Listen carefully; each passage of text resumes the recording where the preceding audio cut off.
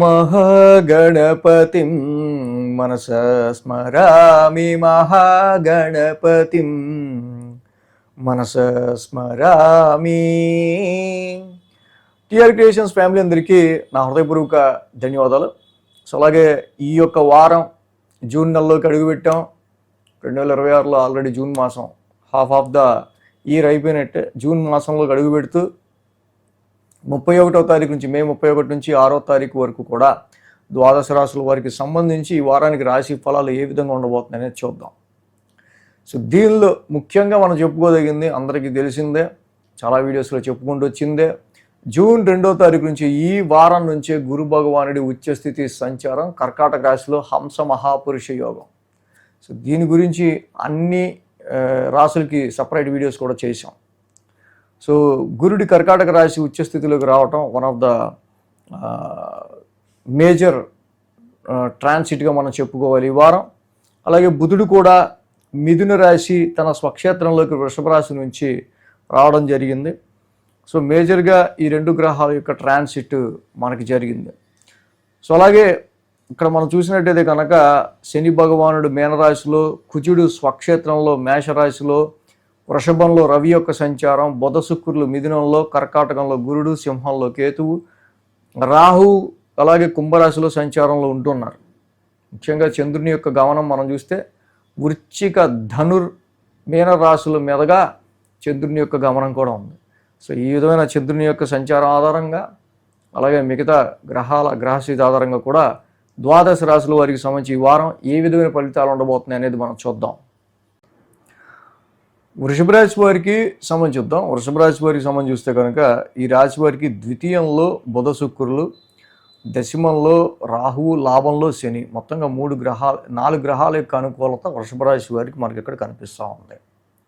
అద్భుతంగా బుధ శుక్రుల యొక్క యుతి ఈ రాశి వాళ్ళకి సంబంధించి చక్కగా ఆర్థికపరమైన విషయాల్లో, ఫైనాన్షియల్ పరమైన విషయాల్లో, ఇంకా వాక్కు, speech, voice overs, dubbing artist, any announcements, any speech related జాబ్స్లో ఉన్న వాళ్ళకి ఇది చాలా మంచి పాజిటివ్ ట్రాన్సిట్గా మనం చెప్పాలి.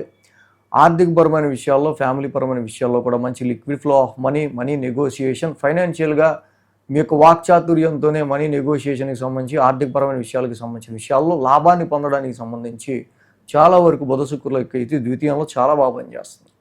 అలాగే అద్భుతంగా దశమ స్థానంలో ఎటువంటి ఇబ్బందులు లేవు. వృషభ రాశి వాళ్ళకి సంబంధించి ఉద్యోగానికి సంబంధించిన విషయాల్లో చాలా వరకు కూడా శని యొక్క లాభస్థాన సంచారం అనుకూలిస్తుంది.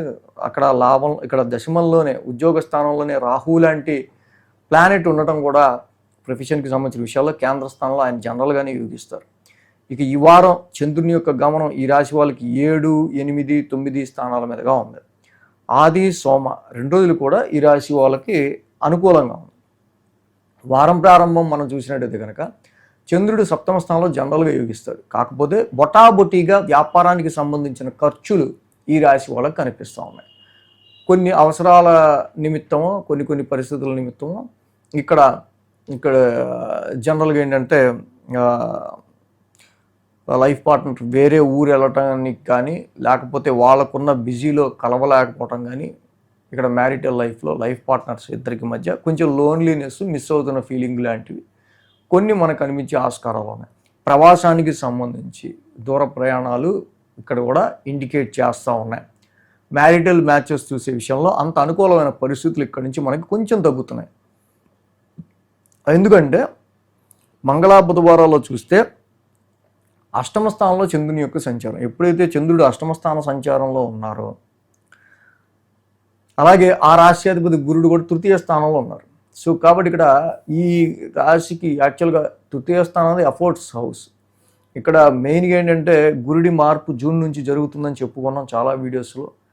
ఇక్కడ హంస మహాపురుష యోగం కర్కాటక రాశిలో ఉచ్చస్థితిలోకి రావడం అన్ని రాశులకి వీడియో చేసాం. సో కానీ ఆరోగ్య పరిస్థితులు రీత్యా కావచ్చు, సిబ్లింగ్స్కి సంబంధించి, తోబుట్టువులకి సంబంధించి, కొలీగ్స్కి కానీ, సర్వెంట్స్కి సంబంధించిన విషయాల్లో చిన్నపాటి ఇష్యూస్, సమ్ డిస్టర్బెన్సెస్ కూడా ఈ రాశి వాళ్ళు కొంచెం ఫేస్ చేసే ఆస్కారాలు కనిపిస్తూ ఉన్నాయి. సో మంగళ బుధవారాల్లో చేసే సడన్ జర్నీస్ కావచ్చు, వీటన్నిటిలో కూడా కొంచెం కేర్ తీసుకోవడం అనేది ఈ రాశి వాళ్ళకి మంచిది. బట్ ఏదైనా సరే ఇక్కడ గురువు గారి యొక్క ట్రాన్సిట్ మీకు కొంచెం షార్ట్ జర్నీస్ పెరిగే ఆస్కారాలు ఈ వారం నుంచి ఉంటాయి. అలాగే హెల్త్ని కొంచెం మీరు కొంచెం కేర్ తీసుకుంటా ఉండాల్సిన అవసరం కూడా కనిపిస్తూ ఉంది. అలాగే వారాంతానికి మనం చూస్తే కనుక భాగ్యస్థానంలో చంద్రుని యొక్క సంచారం. సో ఆ రాశ్యాధిపతి శని చక్కగా వీళ్ళకి లాభస్థానంలో ఉన్నారు. శని యొక్క సంచారం చాలా అద్భుతంగా ఈ రాశి వాళ్ళకి యోగిస్తూ ఉంది. కాబట్టి కొంత కష్టంతో మీరు ఎక్కువ శ్రమ చేయటం వల్ల, ఒక విషయం మీద ఎక్కువ ఎఫర్ట్స్ పెట్టడం వల్ల దాని త్రూ మాత్రమే ఇక నుంచి మీకు ప్రాఫిట్ కానీ ఉద్యోగంలో రికగ్నిషన్ అనేది కానీ వచ్చే ఆస్కారాలు ఉన్నాయి.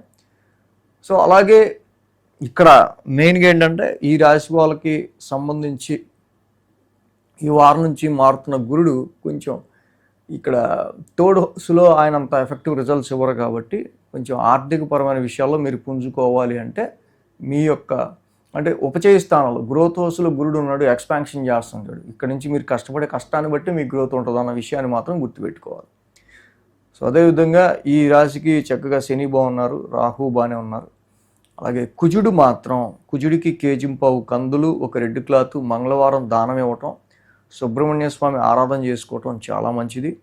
గురుడికి చక్కగా ఇక్కడ ఏదైనా దత్తాత్రేయుడి గుడిలో కానీ మీరు గురువుగా కొలిచే ఆ దేవాలయంలో శనగలు ఉడికిచ్చినవి ప్రసాదం నైవేద్యంగా పెట్టి చక్కగా ప్రసాదంగా పంచితే గురువారం పూట ఇంకా చాలా మంచి రిజల్ట్స్ అనేవి ఉంటాయి.